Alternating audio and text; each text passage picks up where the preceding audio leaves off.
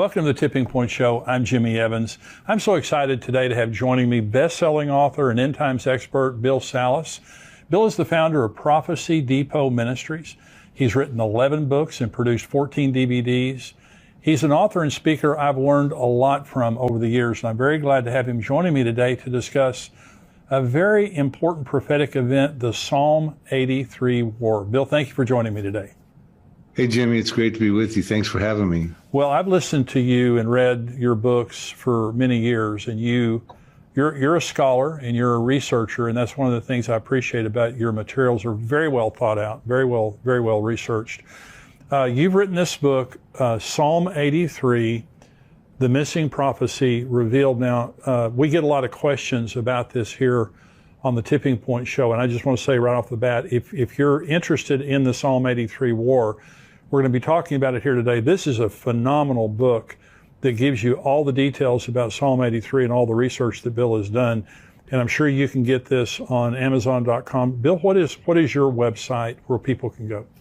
Well, thank you, Jimmy. Yes, it's prophecydepot.com. Prophecy Depot, like Home Depot.com. Okay, and all of your resources are available on there? Absolutely. Yeah, we have an online bookstore and DVD store, etc. So Psalm 83, we're going to talk in detail about this passage. You believe that this is speaking of a war that has yet to take place. Is that correct? Well, I do. That's what I teach. I believe it is actually the climactic concluding war that ends the Arab-Israeli conflict. Land for Peace deals have not been working. They're not biblically endorsed. But there's a plethora of prophecies that I believe are related to Psalm 83 that talk about war, that talk about Israel defeating its surrounding enemies that share common borders with them. And all of them are listed in Psalm 83. So I do believe it's a coming war that has not found fulfillment yet. Well, Asaph, the Psalms are written by different people, but Asaph wrote Psalm 83, and you believe that's significant, right? I do, because about 3,000 years ago, Asaph was a very close friend with King David. He was King David's worship leader. Matter of fact, they probably jammed together and did praise and worship on the Sabbath, right? Yeah. And he was a worship leader, but he was also a prophet.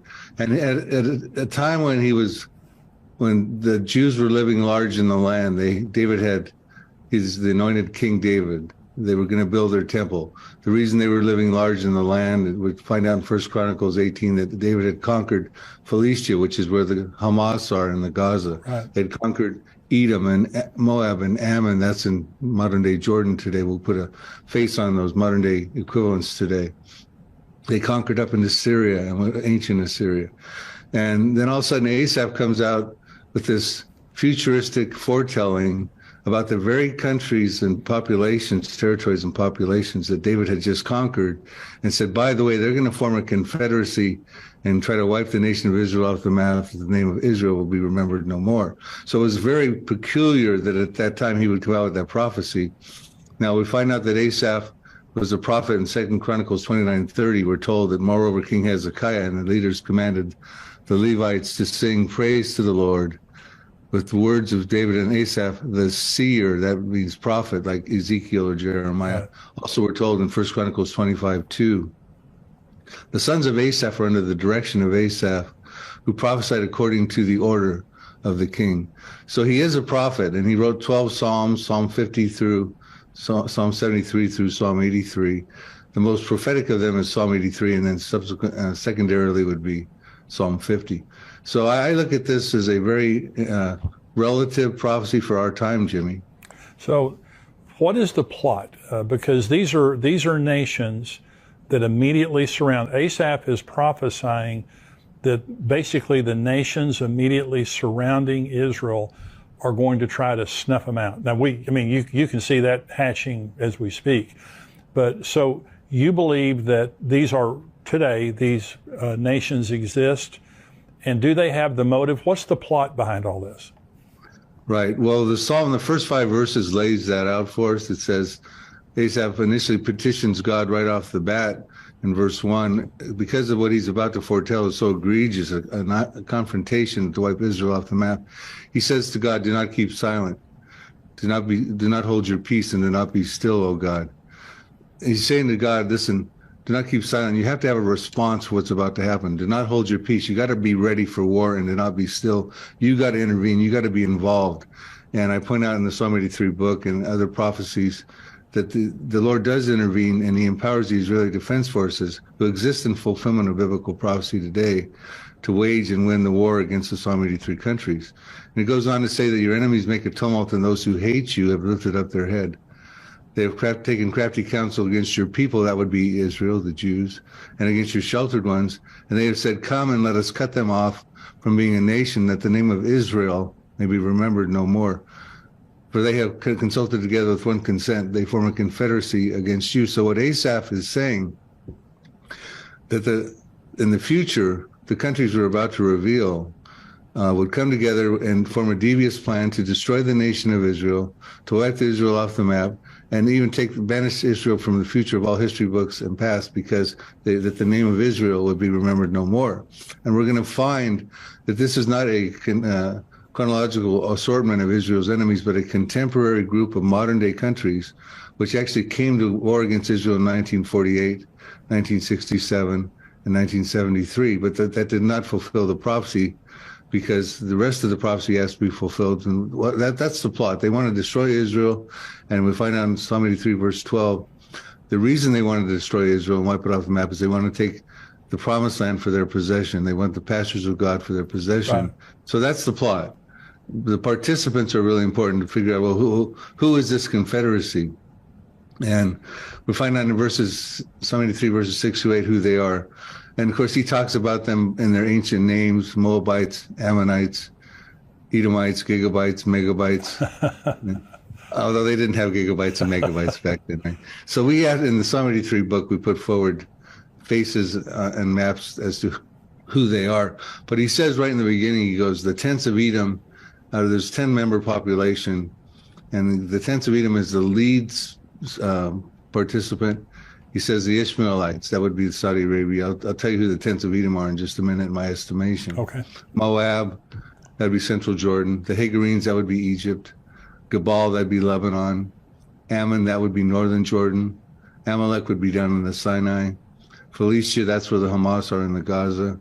And the inhabitants of Tyre, so he's listed two populations so far in a habitation condition: the tents of Edom and the inhabitants of Tyre. Tyre would be in Lebanon, and that's where the Hezbollah hail from right now. Assyria has joined with them, and they have helped the children of Lot. So one of the members, Assyria, is actually helping the children of Lot, which is Jordan. Moab and Ammon were the children of Lot. So they're involved and integrated into actually helping another participant in the Confederacy. But the thing that's fascinating to me is he says the tents of Edom. He starts right off the bat. So whenever you see a member listed first in a Confederacy, that's really significant. It's sort of like the star of a movie.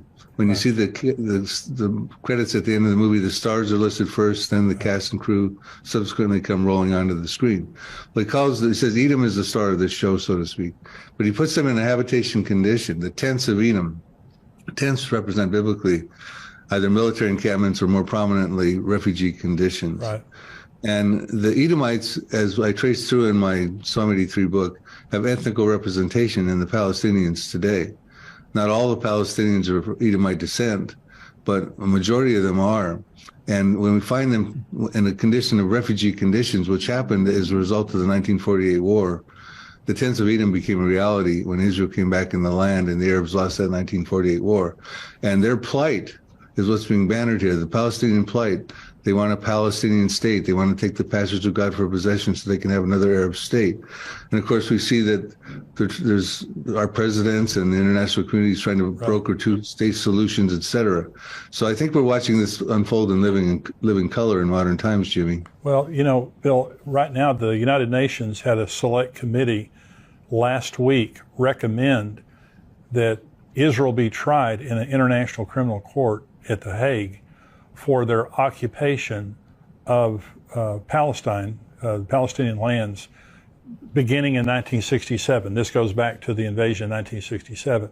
And so this is a committee, but if the United Nations passes this and they end up going to International Criminal Court, of course, Israel's not going to recommend whatever they do, but it could be the first step toward an invasion. So How do you see this all coming out? I mean, we know that God's going to supernaturally give the IDF the ability to protect Israel. How do you believe this thing is going to take place, and what do we see right now that's leading toward that?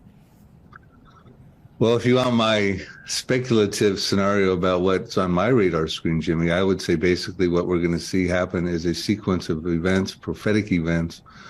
One thing's going to happen probably in the near future, and it's going to lead to a succession of events on the heels of that event.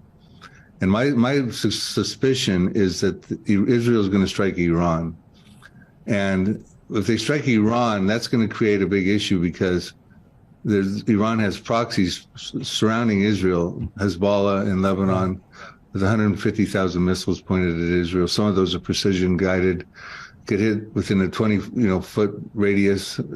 They could hit Tel Aviv, they could take out Ben Gurion Airport. They've got a bank of targets. You got Hamas down in the Gaza, right, who says we can match Hezbollah by lobbing at least 1,000 missiles a day into Israel. You got Syria, who used chemical weapons over 300 times in their Syrian revolution with Bashar al-Assad there. Right. They could be lobbing chemical weapons into Israel. You got the Houthis down below Saudi Arabia who say they can also hit Tel Aviv with precision-guided missiles they've gotten from Iran. You got Shiite militias in Iraq. I believe that an attack on Iran would be also prophetic as well, because there's two prophecies of Iran in the end times. One of them is in Ezekiel 38. Right. Ezekiel 38:5, it's under the banner of Persia. Persia became Iran in 1935. It was renamed. But there's also a prophecy of Elam in Jeremiah chapter 49, verses 34 through 39, which I believe actually precedes, and it's probably what we're talking about here. It seems like it's a nuclear prophecy. And of course, Iran is on the fast track to get a nuclear weapon if they don't already have one. Right. They've been seizing the opportunity since Donald Trump withdrew from the JCPOA in 2018 to rapidly advance their nuclear program. And I think once they get struck, that's going to catalyze an event, and Israel's going to find itself in a prison rules war. They're going to be fighting for their life. Weapons coming, missiles coming in from all sides. Iran just recently announced they have a hypersonic missile that can get to Israel in 400 seconds. Unbelievable. That's 6.66 minutes, by the way. Wow. And they can hit the heart of Israel. And so, this is firepower that the Iron Dome can't. The Israeli defense systems are great, but they can't fend off the firepower that could be unleashed on them. And I think what happens at that point, Jimmy, is Israel lashes out and they destroy a city overnight. And I believe that would fulfill the Isaiah 17 prophecy, the destruction of Damascus. Right. Damascus will cease from being a city. It'll become a ruinous heap. We're told in Isaiah 17:1, Isaiah 17:9 says, the desolation is caused by the children of Israel. And Isaiah 17:14, concluding the prophecy, says, in the morning you see him, speaking of Damascus in the masculine pronoun, but in the evening you see him, but in the morning he is no more. This is the portion of those who rob us and those who plunder us. And I think when that happens, Jimmy, if my scenario is correct, and I support it scripturally in my teachings, I think the Arab world will go up in an uproar, because they just took out the oldest continuously inhabited city in recorded history, the capital of Syria, Damascus, and they're going to start saying in Lebanon, well, what about Beirut? Are we next?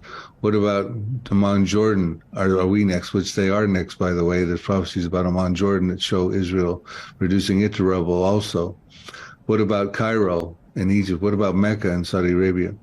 And also, I think Isaiah 17 tells us that Israel does take a hit, and Isaiah 17 verses 4 through 6. So Israel has no option but to respond militarily for the survival of the nation. And I think when the Arab uproar happens, they say to themselves, our cities could be next. Yeah.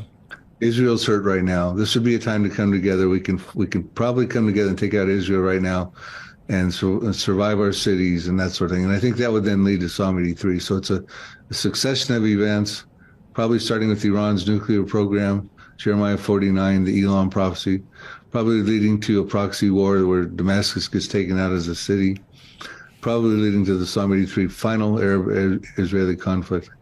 And that would conclude the Arab-Israeli conflict. Well, what you're saying, I totally agree with every word of what you just said. The Israelis had a massive drill, I think this was last spring, called Chariots of Fire. And every branch of their military, and some of this included the United States Air Force, our military, they practiced bombing Iran. And there were two separate, things that they were doing. The first is they put $5 billion in their budget this year to bomb Iran. That's significant. The second thing is, once they bomb Iran, the second part of Chariots of Fire was protecting their boundaries after they finished, because they know exactly what you just said is going to happen. So this is not a fairy tale. This is happening. I mean, the Israelis are considering this right now. Another significant thing is Benjamin Netanyahu just got elected prime minister. And so we have a very ultra right-wing government now, the newly elected government there in Israel. And if anyone would strike Iran preemptively, it would be Benjamin Netanyahu. But what you were saying, Bill, a new part of this equation that's just, to me, just a couple of weeks old, is the hypersonic missile. That Iran begins to brag about being able to strike in 400 seconds. That's like waving a red flag in front of a bull. When you say that to Israel, they're already on edge. But when they have to consider 6.666, that they have to consider that type of strike, they have to, at some point, preemptively strike Iran. So I completely agree with what you just said. Now let's talk about how does Israel, what does God do according to Psalm 83 that gives the Israeli Defense Forces the ability to supernaturally defend their nation? Well, it's interesting because the prophecy goes on. See, some people think, first I want to add a couple of things to what you just said, because what you just said was very telling. And there's a part 3 in that Chariots of Fire drill that Israel did also, and they were preparing for casualties that would come upon them inside of the country, aware of the fact that with the kind of firepower that could be launched against them, that they would likely experience casualties, especially concerns about chemical weapons and things like that coming through. Now, to get back to your question, Asaph, some people think that Psalm 83 was fulfilled in 1948, the War of 1948, the War of Independence, because the countries we listed that were, again, we're going to go through those that were in Psalm 83 verses 6 to 8. You had Lebanon, Syria, Iraq, Jordan, Saudi Arabia, Egypt. The Palestinians would be there as the tents of Edom. You'd have the Gaza would be where the Hamas are today. Hezbollah is up in Lebanon. You know, these countries have Israel surrounded. I call them an inner circle of countries. Versus Ezekiel 38, which is a prophecy your listeners may be, or viewers may be familiar with, which deals with an outer ring of countries. None of the Psalm 83 countries that share common borders with Israel, that have been Israel's notorious enemies. Right. None of them are in Ezekiel 38. I believe that's because they're dealt with prior in Psalm 83. Because why wouldn't they be? Why wouldn't they be in Ezekiel 38 when you have Iran involved, and Iran has its proxies? And the Ezekiel 38, if they're familiar with that prophecy, your viewers, Russia's coming down with Turkey, Iran, and a coalition of 9 to the uttermost parts of the north, into the mountains of Israel from the north. And they'd have to go through Lebanon where Hezbollah is. Why would Hezbollah not be involved? Well, I think that's because Psalm 83 happens prior. But because the countries we just listed were involved in the 1948 war, some people think that was a fulfillment of the prophecy. But that takes us through Psalm 83, 1 through 8, not Psalm 83, 9 through 18, which there's all those extra verses we got to deal with in the Psalm. And Asaph petitions God when he said, do not be still, do not hold your peace, do not be silent, O God. He says, deal with them as with Midian, as with Sisera, as with Jabin at the brook of Cushan, who perished at Endor. And he goes through and talks about, he draws our attention to how he wants God to deal with the Arab enemies. And he draws our attention back to Judges chapters 4 through 8. And it's this historical precedent where God at that time, through Deborah, Judges 4 and 5, the prophetess, the Canaanites had oppressed Israel for 20 years. She got her general Barak, and they went and defeated the Canaanites. They killed the king Jabin. Sisera was defeated, and the Canaanites never oppressed the Jews again. And then he draws our attention to Judges 6 through 8, where Gideon was involved with a 300-man army against the Midianites, who had oppressed Israel for 7 years. plundered it and oppressed it. And Gideon said, God told Gideon, you're going to stop this oppression. You're going to defeat them, their kings, their princes, Orb and Zeb, Zalmunna, etc. And the Midianites were defeated, and they no longer ever oppressed Israel again. So we see that the Arab countries around Israel right now are still oppressing the Jews. Oh, yeah. This was not fulfilled. Well, so the series of events that you're talking about, when you say that the Psalm 83 war is this ring of countries around Israel, you believe that then would lead to the Ezekiel 38 and 39 war soon thereafter. Is that right? I do. So let's talk about a few prophecies that are unfulfilled that I think are about to happen, and I think they're border prophecies or peripheral prophecies of Psalm 83. Okay. We're told in Zechariah 12, verse 2, that behold, I will make Jerusalem a cup of trembling or dizziness in some translations, unto all the people that are round about the inner circle, when they lay siege against both Judah and against Jerusalem. So someday, the Psalm 83 countries are going to make a final bid to take control of Jerusalem. Jordan has control of the Temple Mount right now, which is a controversial thing because now with the religious right wing coming into the coalition with Benjamin Netanyahu, there's concerns that the status quo on the Temple Mount might change. Yes. And if that happens, Jordan's going to be very concerned about that, as are the Palestinians. Half of Jordan is filled with Palestinians, about 5 million Palestinians. About 2.5 million of them are Palestinian refugees. And their hope is that they get control of the Temple Mount, which is the third holiest, Jerusalem's the third holiest city in Islam.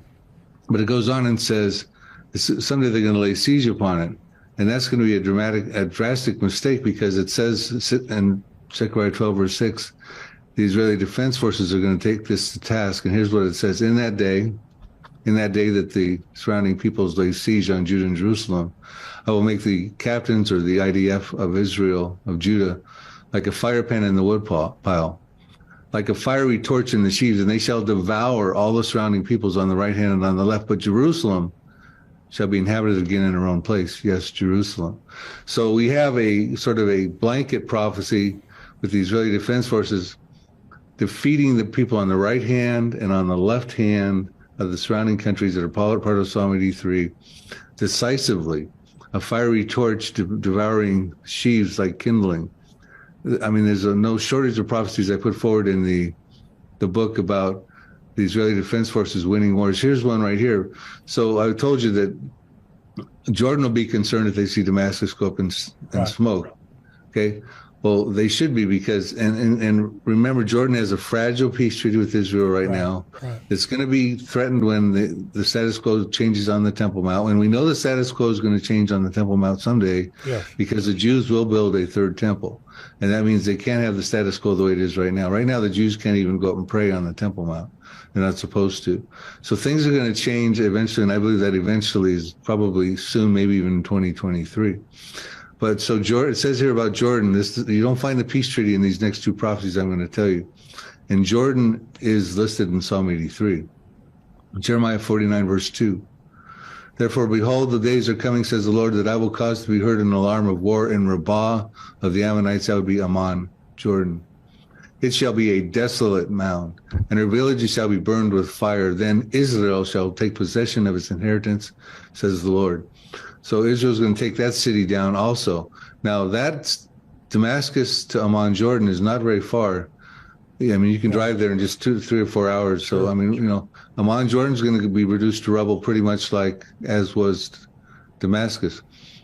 Zephaniah gives us a different camera angle on I think the very same prophecy. These are unfulfilled prophecies, Jimmy, and they involve the Israeli Defense Forces. And for various reasons, time permitting, I can tell you why they will happen before the tribulation period. But I'll read this one here. And I mean, there's no shortage of the Israeli Defense Forces dealing with the Psalm 83 countries. This will be probably the last one I'll tell you about right now, and then we can get into the other questions. Zephaniah 2, verses 8 through 9. I have heard the reproach of Moab, that's central Jordan, and the insults of the people of Ammon, that's northern Jordan, which they have reproached against my people and made arrogant threats against their borders. But the residue of my people shall plunder them, and the remnant of my people shall possess them. So what's going to happen is there's going to be a war. Israel's going to start annexing territory. They're going to take over. I can show you all the different scriptures. They're going to take over, in my estimation, all of Jordan. Wow. And when Israel wins wars, they have a history of annexing territory. Joshua did it 3,300 years ago in the land of Canaan. King David and King Solomon did it 3,000 years ago. Israel did it in the 1967 war. They feel it's part of the promised land. It increases the defensibility of their borders. And when countries win wars, they often take over territory. Right. So, I mean, these are prophecies talking about Israel possessing Jordan, plundering and winning wars, taking out Damascus, taking out Amman, Jordan. I can get into the ones about Lebanon. I can get into the ones about Egypt and all that too. But, I think your viewers get the drift. Well, and like you said, I don't think it's a matter of if, when Israel strikes Iran, because you were talking about Elam, and Elam is it's there in Iran, but it's also the nuclear area of Iran, where they have a lot of nuclear installations there. And so if they hit that, the whole world's going to go crazy. Right. That prophecy is, to me, one of the most important ones to be watching. I have a book I wrote called Nuclear Showdown in Iran, revealing the ancient prophecy of Elam. And I get into that prophecy. Elam is, when you look at a modern day map of Iran, you have Persia, which is about 2/3 of the country, mainly central and northern and southern. But west and west central is Elam, an ancient territory. And they're always isolated from each other as far as territories by the Zagros Mountains. Right. Now, in the Elam territory, they have all these underground missile silos and portable rocket launchers hidden there, because that's the closest point from Iran to get to Israel. Right.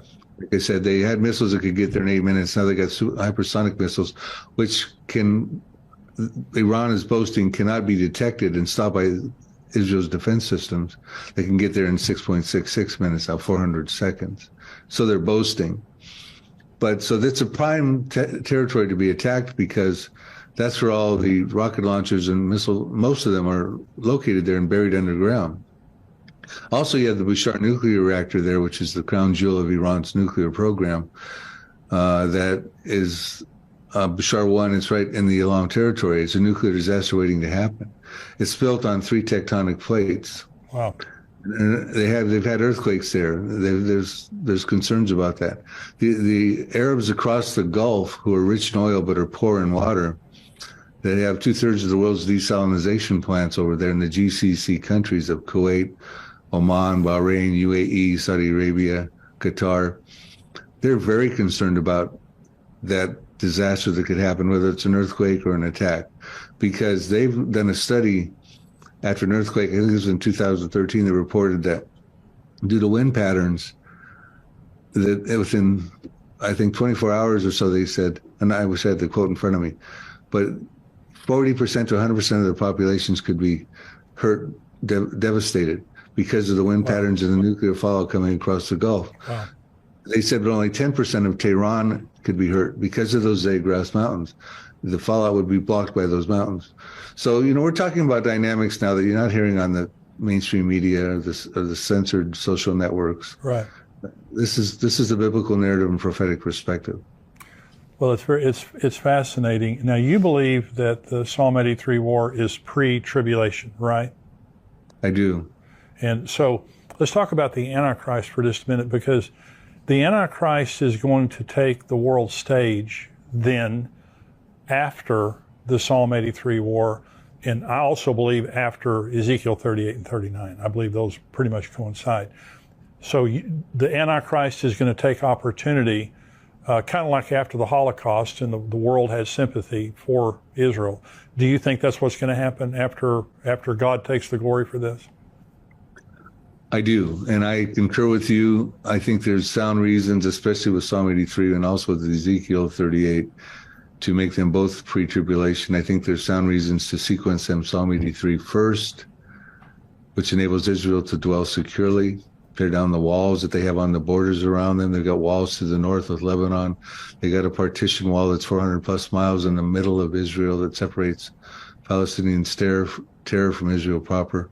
They got walls down around the Gaza. They got walls around Egypt separating. They got walls separating Jordan. And Ezekiel 38 talks about a time when Israel will dwell securely in the midst of the land without walls, bars, nor gates, and receive of great plunder and booty, because that's what Russia comes after. And I don't think that Israel exists just yet, but it can exist when the people round about Israel Right. that are going to lay siege upon Judah and Jerusalem are defeated. And so I see Psalm 83 happening, and I can explain why both of these prophecies, but especially Psalm 83, which involves the Israeli Defense Forces. Ezekiel 38 does not involve the Israeli Defense Forces. That's right. God stops that supernaturally with an earthquake. The enemies who speak foreign languages will start killing each other. They'll panic. There'll be fire, great hailstones, flooding rains. Right. And God takes the glory for that. It says in Ezekiel 39:7, after that happens, I will make my holy name known in the midst of my people Israel. They shall not profane my holy name anymore. The nation shall know I am the Lord, the Holy One in Israel, which required two things.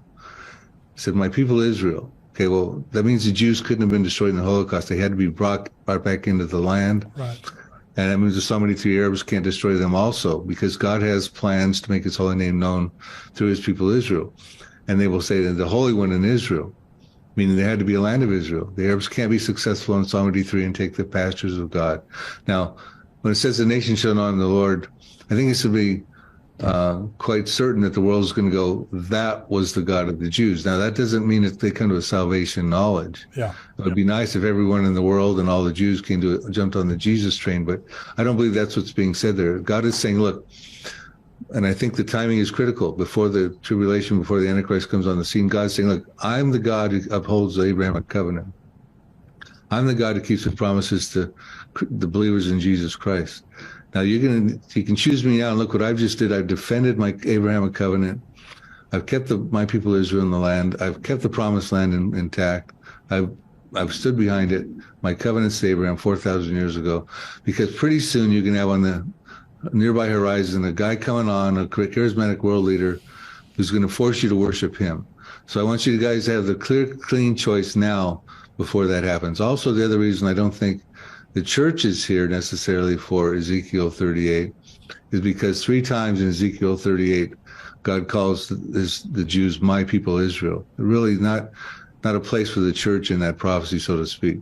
The Israeli Defense Forces winning wars against the Arabs, there's a timing sequence we can figure out on that, because they're not going to be fighting in the tribulation period.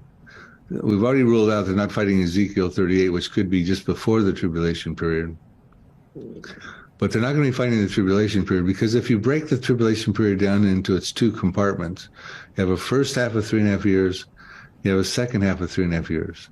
And the first half, 3.5 years, Israel's feeling like they're living at peace because they've been involved in a covenant. It's a false covenant. It's a pseudo peace because it's going to be broken in the mid part of the tribulation. But they're not going to be fighting wars against Arabs at that point. They're feeling like they're dwelling at peace. They got their temple built. They're doing sacrifices and offerings. And they're not going to be waging wars against the Arabs. As a matter of fact, they can't even stop the Antichrist at the mid part of the tribulation, right in the middle there, from going into the temple and stopping the sacrifices and offerings in fulfillment of Daniel 9:27. So then even Jesus said in Matthew 24, verses 15 through 19, when you see the Antichrist, when you see the abomination of desolation being set up in the temple, which we just talked about happens in the mid part of the tribulation when the Antichrist goes in and desecrates the temple, he says, flee for your lives, because he knows in Zechariah 13:8, 2/3 of the Jews in the land will be cut off and killed, because the Antichrist at that point is going to come out of the temple and commit a genocidal campaign against the Jewish people. So the Jews are going to be fleeing for their lives in the second half. If anything, they're going to pick up a weapon on their way out and use it, not burn it for fuel or convert it to energy. Because, and they certainly won't be fighting Arabs at that point either. Right. The wars with the IDF, and there's numerous ones, in fulfillment of Bible prophecy, I put those before the tribulation for those very purposes. I think that makes perfect sense. Bill, I want to thank you for joining me today. Now, let me say again, your book, Psalm 83. Now, Bill has lots of end times books. Psalm 83, The Missing Prophecy Revealed, And there's so much in this book, and you've hit the highlights here. Anything else you want to add to that, Bill? I just recently completed a Here to Eternity series, which goes from the now prophecies that could happen at the present time to the next prophecies that have some minor preconditions, to the last prophecies which happen in the first half of the tribulation, to the final prophecies which happen in the second half of the tribulation, to the millennium and the New Jerusalem. So we now have materials available through books and DVDs, a series that can take the reader from now on and through the tribulation on into forever. And of course, I personally am a preacher of rapture believer, so I don't believe every believer right now is going through the tribulation, but there will be many people who get saved in the tribulation period. We find that out in numerous verses. So we have materials even that can be passed on to them, so they'll know what's coming and how to survive that treacherous period. But I would say in closing, Jimmy, and again, thank you for having me on your program. I think we need to realize that we're about at a time right now where Benjamin Netanyahu has to take action. Iran has got missiles now that can get to Israel in 6 minutes. They've got a nuclear program that is almost probably, if not already, has a nuclear weapon. Right. They want to wipe Israel off the map. They made that clear. Ayatollah Khomeini has said on numerous times, Israel is a cancerous tumor. His generals have said we want to take them off the global map. The proxies around Israel are hating Israel. I mean, I think we need to realize that coming into the new year with the new administration of Benjamin Netanyahu, we could start to see biblical things start to happen. We could start to see biblical wars happen. It's been 74 years since Israel became a nation. That was the last major fulfillment of biblical prophecies, but I think we got some coming right around the corner, Jimmy. That's exciting. It really is. Well, Bill mentioned his books. I have all of your books. Really encourage you to go to